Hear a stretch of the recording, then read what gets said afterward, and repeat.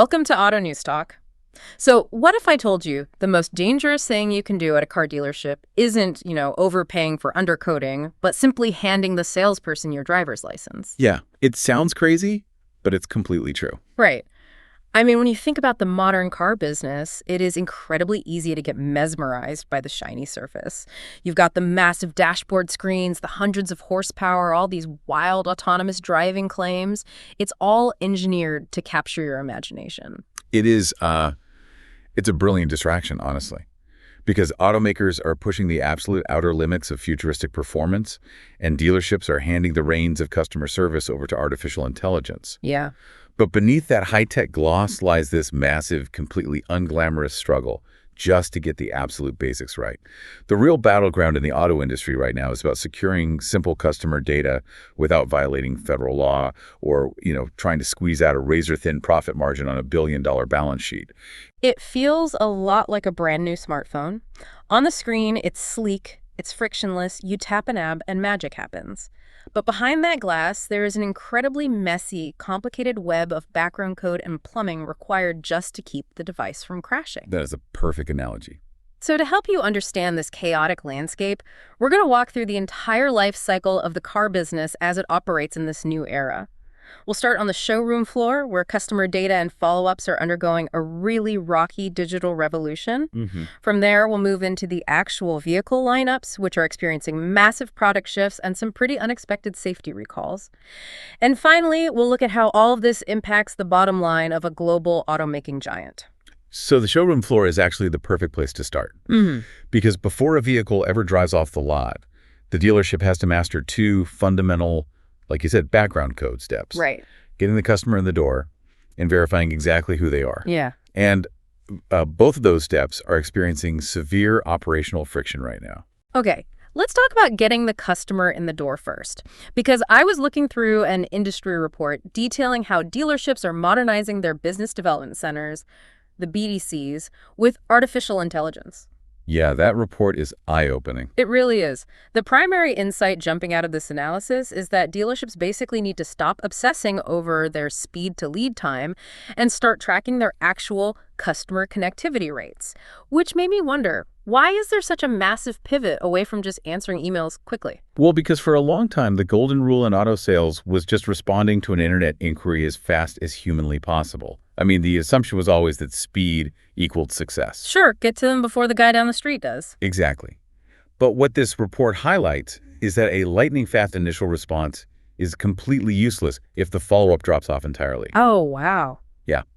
And the analysis cites a specific estimate from an industry consultant noting that nearly 90% of dealers don't actually know their customer connectivity rate. Wait, 90%? 90%.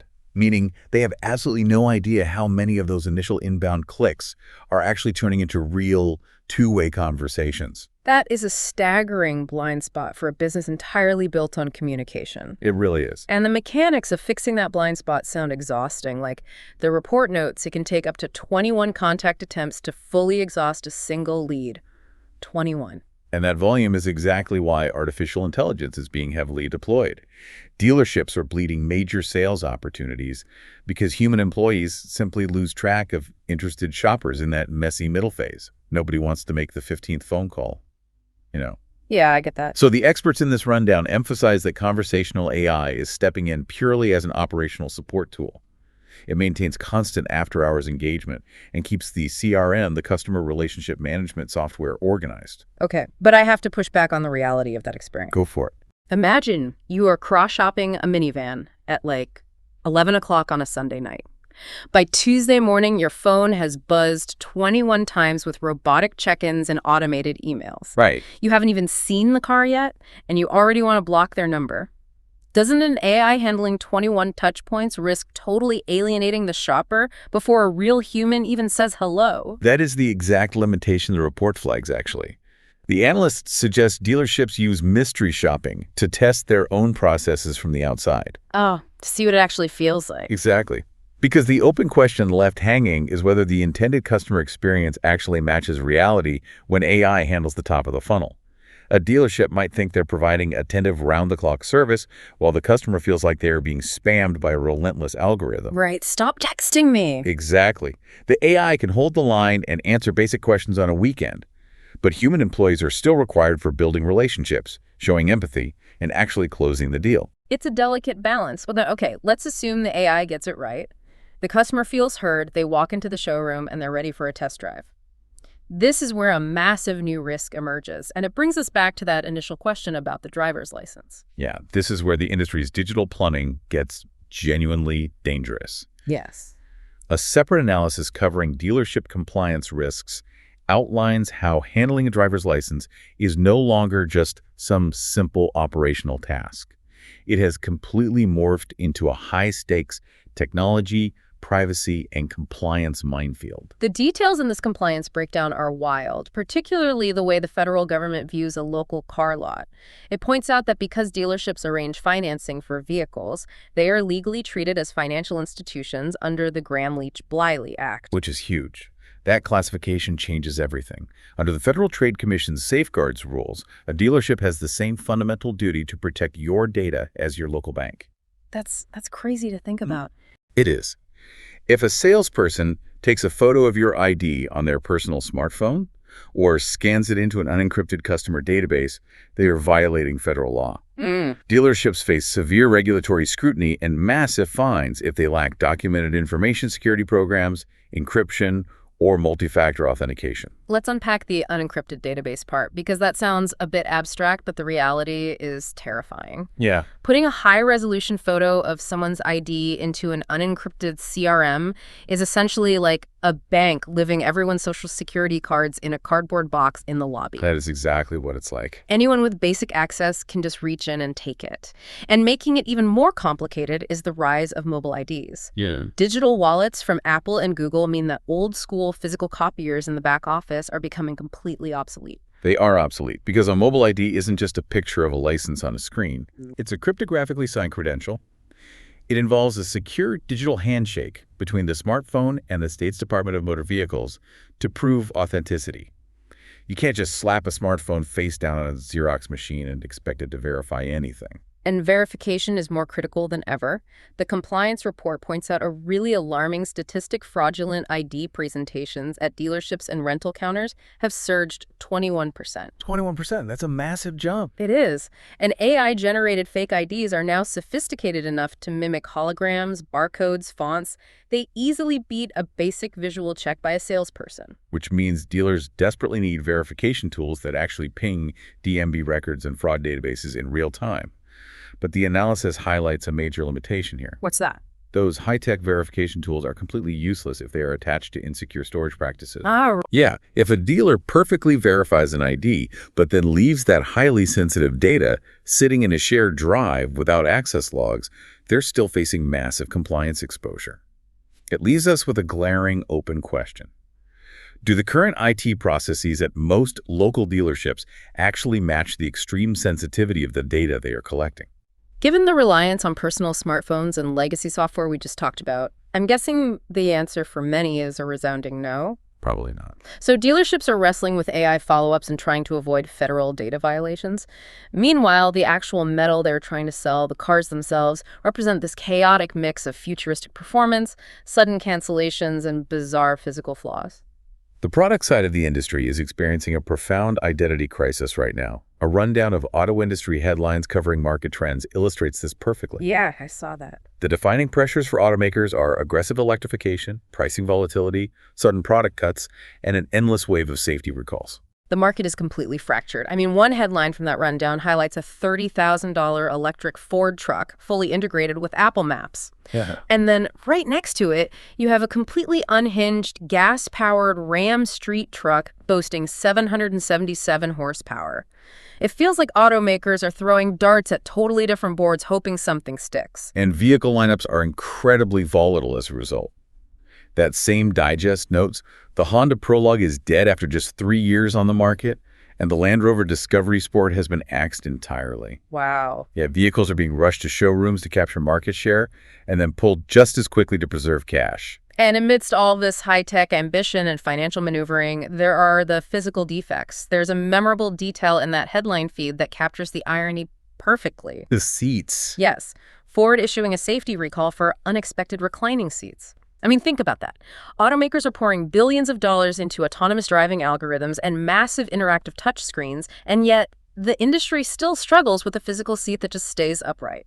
It paints a very vivid picture of an industry desperately trying to balance ambitious future product planning with immediate physical safety failures and rapidly shifting consumer demands. Absolutely. Now, that newsfeed also lists numerous proposed regulations, things like the National Highway Traffic Safety Administration weighing new door handle rules or California tweaking tire regulations. But the obvious limitation is that the report leaves it completely open as to how or even if these regulatory battles will actually be enforced on the ground. It's basically a flood of noise, but you see this chaos perfectly embodied by one specific vehicle trying to navigate the market. Oh, the Genesis. Yes. A dedicated pricing breakdown for the new Genesis GV60 Magma Performance EV reveals they have set the starting price at $71,495. Which is a fascinating strategic move. The central insight from that report is that Genesis is aggressively pivoting its brand identity. They are moving away from being a purely traditional, luxury-focused brand to establishing themselves as a dedicated high-performance EV competitor. And they are going all out. This vehicle has a 641 horsepower all-wheel drive electric setup. It features driving modes literally called Boost, Drift, GT, and Sprint. Drift mode in an SUV. Right. Aesthetically, they've lowered the stance, added a rear wing, and offered it in incredibly aggressive colors, like magma orange and Makalu gray matte. They even put micro-suede surfaces and orange contrast stitching in the cabin. And pricing strategy is highly deliberate. At $71,495, it is notably higher than its Hyundai corporate sibling that shares a similar power output. Yeah. But the report points out it actually came in lower than initial industry estimates. Interesting. Yeah. What really matters here is the broader implication. Yeah. Luxury automakers are trying to capture traditional driving enthusiasts in the EV era, and they're doing it using software-simulated engagement. Okay, let's dig into that simulated engagement, because the GV60 Magma features simulated engine sounds and simulated gear changes. Yeah. Is adding simulated gear shifts to an electric vehicle, a car with no actual multi-gear transmission, kind of like putting a physical click wheel on a touchscreen smartphone? That's a good way to put it. I mean, is it just a nostalgic gimmick, or is it a necessary bridge to keep driving enthusiasts engaged when there's no actual mechanical engine to connect with? That software illusion is sparking a massive debate. It's essentially computer code attempting to recreate mechanical soul. Right. The vehicle artificially interrupts its own seamless electric power delivery to mimic the physical jolt of a gas engine shifting gears. And there's a significant limitation to this grand experiment. Which is? The initial rollout is heavily restricted. The report notes the GV60 Magma is only arriving in California, New Jersey, and New York. It leaves it completely open as to when or if a wider national rollout will ever happen. So they are very cautiously testing the waters. But all of this ambition, the AI follow-up systems, the high-stakes data security compliance, the 641 horsepower electric SUVs, and the reclining seat recalls, eventually collides with the corporate balance sheet. Always. It all comes down to the underlying financial mechanics. A financial dispatch detailing Stellantis returning to a quarterly profit provides a really harsh reality check. Tell me about it. The central insight here is that a return to profitability on paper doesn't guarantee investor confidence if your underlying operating margins remain precariously weak. The raw numbers look like a roller coaster. I mean, Stellantis swung from a massive 1.87 billion euro loss to a net profit of 293 million euros. Right. Their adjusted operating income hit 773 million euros, and their industrial free cash flow actually beat analyst forecasts, landing at a solid 1 billion euros. And on the surface, securing €1 billion in free cash flow sounds like a massive victory. That recovery, according to the report, was heavily driven by legacy North American sales, specifically the Jeep and Ram brands. The gas guzzlers. Exactly. It highlights a critical dynamic. Global automakers remain deeply reliant on traditional gas-powered North American truck and SUV sales to fund their expensive, futuristic tech ambitions. But Wall Street expectations are ruthless. Despite all that top-line positive profit news, the report details that Stellantis shares actually dropped over 8% in Milan before settling. Yeah, that was a brutal reaction. Why? specifically because that 773 million euro adjusted operating income missed analyst estimates. How can an automaker sustainably innovate when the market punishes them with an 8% stock drop just for making slightly less profit than a spreadsheet predicted? It is a brutal environment dictated entirely by margins. And the limitation of this financial snapshot is glaring. While the CEO touts progress on their long-term strategic plan, the analysts cited in the report point out an extremely low 1.8% operating margin. Okay, let's explain what that 1.8% actually means in practice. Sure. It means for every $100 the company brings in, they only keep $1.80 in operating profit. Exactly. It leaves zero room for error.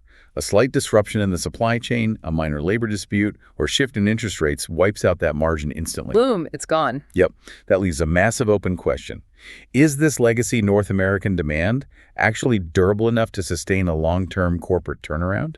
Because operating on a 1.8% margin in a highly volatile market is financially terrifying. It really is. Okay, let's pull this entire journey together for you. When you look across the showroom floor, the product lineup, and the balance sheets, three major themes clearly emerge from the evidence. First, the hidden plumbing of the industry is broken and desperately needs fixing. We see this heavily supported by the BDC modernization report, highlighting that 90% blind spot in customer connectivity, and the compliance analysis detailing the severe federal liabilities of capturing a driver's license. Right. The back-end infrastructure is just struggling to keep up with the front-end technology. Second theme. Automakers are basically throwing everything at the wall in product development to see what sticks. You've got the market headlines showing extreme pivots between $30,000 EVs and 777 horsepower gas trucks, alongside incredibly niche swings like the Genesis report detailing software-driven EV performance. And the third theme is that the financial tightrope is thinner than ever. The Stellantis earnings dispatch shows just how precarious the balance is between funding the future and surviving the present on a 1.8% margin. Looking at all this, two major contradictions really stand out to me. The first is on the dealership level. The massive push for relentless digital customer tracking we saw in the BDC AI report directly collides with the terrifying security liabilities laid out in the compliance analysis. It really does. Dealerships are told to digitally track every touch point, but the moment they collect that data, they are a walking compliance violation if their network isn't perfectly secure. That is a profound tension. And the second contradiction exists on the manufacturing side. You have a push for ultra-high-end bespoke EVs with simulated gears, as seen in the Genesis report. And that contrasts sharply with an industry simultaneously plagued by basic physical flaws, like the Ford reclining seats, the ruthless vehicle cancellations noted in the market headlines just to save cash. Yeah. It's a constant clash between extreme luxury ambition and basic operational survival. Which brings us to the ultimate practical so what takeaway of this entire conversation. Let's hear it. The auto industry's real battleground isn't horsepower and it isn't electric range. It is operational discipline. The winners of this era are going to be the automakers and dealers who can securely stand a driver's license without violating federal law, successfully answer a customer email on the 10th try without alienating them, and maintain a functional profit margin while doing it. It's true. It is the unglamorous foundational work that will determine who actually survives this revolution. Well, that brings us to the end of this segment of Auto News Talk. The future of driving might be electric, but the future of selling cars is all about who controls the data. Absolutely. So here's a final thought to mull over the next time you step onto a car lot. If a dealership's AI gets so good at mimicking human empathy to get you in the door, will you ever really know if you're negotiating the final price with a real person or an algorithm trained to maximize your loan rate? Keep that in mind. Thanks for joining us, and we'll catch you on the next Auto News Talk. Yeah.